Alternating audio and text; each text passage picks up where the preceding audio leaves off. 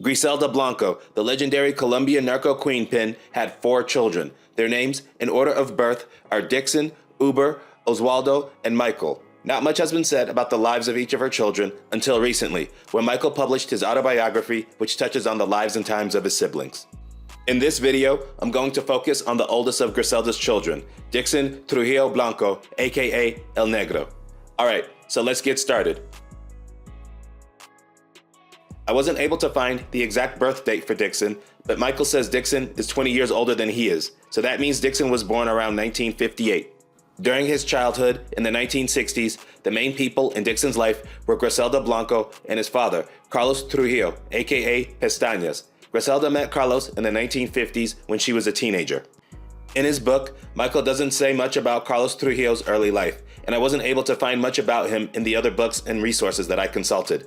But by nearly all accounts, Carlos Trujillo was a bandit who was involved in many criminal activities. Among those activities was selling marijuana in a part of Medellin called Barrio Antioquia, and Griselda followed him into the business.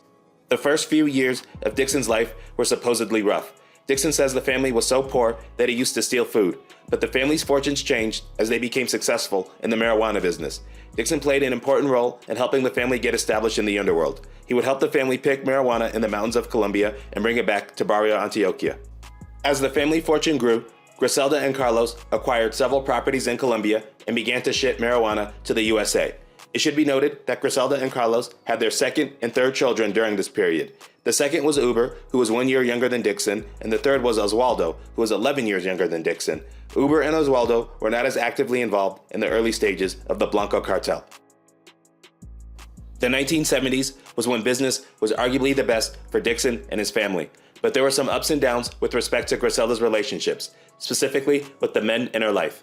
To start, Dixon's father, Carlos Trujillo, died around 1970, allegedly from hepatitis C, but Griselda continued the business and was making big money selling narcotics not just in her home country of Colombia, but in the United States as well. After the death of her first husband, Griselda started working with a man named Alberto Bravo, aka Captain Bravo, who was her second husband and childhood friend. Bravo was in the Colombian Navy, and he was in charge of organizing the shipping of narcotics to various locations, such as the United States. He also connected Griselda with some powerful political figures in Colombia. Although Griselda was married to Alberto Bravo, they were not romantically involved. Bravo was an American citizen, and Griselda married him for business purposes so she could get the papers to legally enter the USA. Griselda's main romantic interest in the 70s was a man named Dario Sepulveda, with whom she had her fourth child, Michael Corleone Sepulveda Blanco, in 1978. Michael says his father and Griselda were married too, but if that's the case, then I'm guessing the marriage was in Colombia and not the USA. In the middle of all of this, Dixon was a bohemian teenager living in Colombia. He attended a university in Medellin, focused on music, and got married around this time to his first wife, a woman named Chole. He'd been living with her since age 15. Griselda bought Dixon and his wife a home in Robledo, which is a part of Medellin. Things were going great for Dixon during this period. He was doing what he wanted. In addition to studying at a university and living with his wife, he bought nightclubs and was part of a group of rock and rollers who were called the Young Traquetos. Traqueto is a Spanish term for trafficker. Everything changed for Dixon and his family when a man named Papa Mejia killed Captain Bravo. According to Michael, Mejia was an ex-business partner of his father, Dario Sepulveda. Mejia killed Bravo because he wanted to drive a wedge between Dario and Griselda and become the top dog in the business. This is in contrast to the popular story that Griselda killed Bravo herself in a spectacular shootout. That version of events, according to Michael, is not true.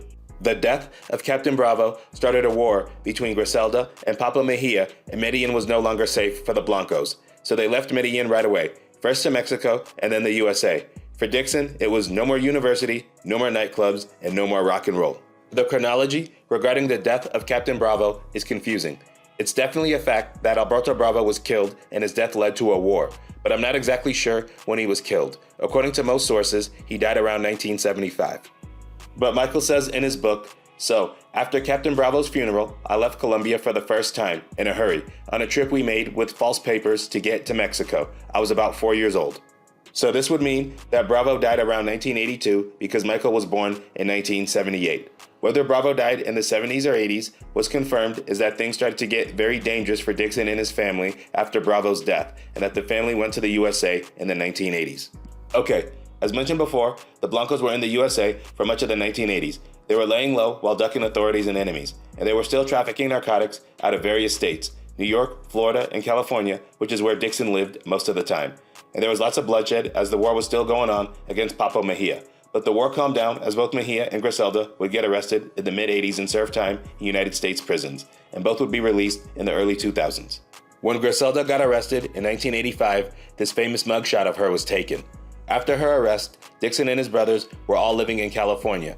They were waiting for things to cool down after their mother's arrest. They thought that if the feds had wanted to arrest them after capturing their mother, they would have done so already, but they were wrong.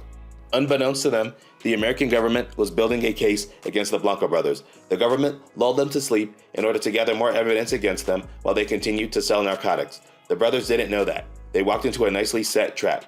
During this time, Dixon divorced his wife Chole, then moved to Los Angeles. Business was good. Michael says that Dixon began to display some of his wealth. He started driving luxury cars and didn't dress like a hippie anymore. As I said before, the US government had been building a case against the Blanco brothers, and they issued an arrest warrant against them. Thanks to an informant, they tracked them down to the house of a family friend in California. Dixon, Wber, and Osvaldo got arrested and sentenced to a few years in prison in the USA. Dixon did his time at Lewisburg Federal Penitentiary until 1991. Okay, so the three Blanco brothers got out of prison around the same time in 1991. Since Dixon was an American citizen, he fought to stay in the USA and not get deported back to Colombia. He wanted to be with his little brother Michael in the USA. He also started a new relationship with a woman named Daisy, and for a short time it worked. He reunited with Michael and further developed his relationship with Daisy. A few months after his release from prison, Dixon said to Michael, "I think my parole officer is looking for any excuse to make me fall, and they're going to send me to prison again. I can't take it anymore. I'm going to leave the country, and I am going to give up my citizenship. I can't go on living like this, knowing that Osvaldo needs me in Colombia. You can come visit us." Dixon had given up on the prospect of meeting the conditions of his parole. The life of a civilian just wasn't for him. Michael said, Dixon wasn't cut out to follow schedules. He wasn't trained to work for a salary. Dixon was accustomed to earning multiple six figures per month. The conditions of his parole required him to work for $6 an hour in a factory. Quite a downgrade. So Dixon became a fugitive because he was supposed to be on parole for 2 years, but he didn't even last 3 months. He even took his new girlfriend Daisy with him to Colombia. Once in Medellin, Dixon started trafficking again with his brothers. They re-established old connections and even forged new relationships with people they had met in prison. Things were good until they were not. Dixon had some bad business deals with people in Colombia and was having second thoughts about continuing in the narco business. Then 2 of his brothers got murdered. Osvaldo got killed in 1992, then Wber got killed in 2001. The death of Wber hit Dixon really hard. After the death of Wber, Michael doesn't say much about Dixon other than he became further disconnected from reality. His mental illness really began to take over. Dixon did get another girlfriend named Tina, presumably after things ended with Daisy, but Tina left him too. So Dixon was by himself until his mother was released from prison in the United States, then deported back to Colombia around 2004. Dixon is still alive, although he has declined severely. He suffers from schizophrenia and dementia, along with PTSD. He is physically alive, but mentally, he is gone. In Michael's words, today he lives in solitude, without memories and plunged into madness. Dixon's life is a cautionary tale. He hurt and killed a lot of people in order to help his family. He even managed other killers. Dude was no joke. This, unsurprisingly, made him always nervous and tense as he had reason to fear retaliation.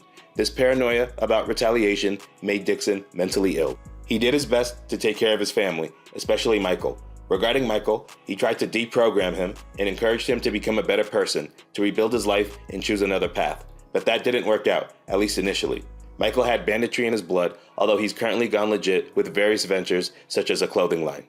That's what I was able to find about the life of Dixon Trujillo Blanco, aka El Negro. I'm sure more information will come out about him as Michael continues to tell the story of his family. What do you think of this?